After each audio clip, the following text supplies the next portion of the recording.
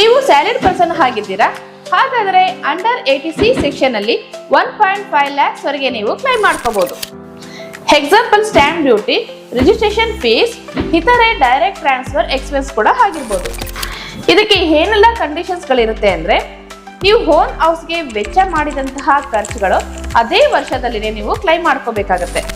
5 years ವರೆಗೆ ನಿಮ್ಮ ಪ್ರಾಪರ್ಟಿನ ನೀವು ಮಾರೋಂತಿಲ್ಲ, ಹಾಗೂ ಫ್ಲಾಟ್ ಆರ್ ಕಮರ್ಷಿಯಲ್ ಪ್ರಾಪರ್ಟಿ ಆಗಿದ್ರೆ ಈ ಡಿಡಕ್ಷನ್ ನಿಮಗೆ ಸಿಗೋದಿಲ್ಲ.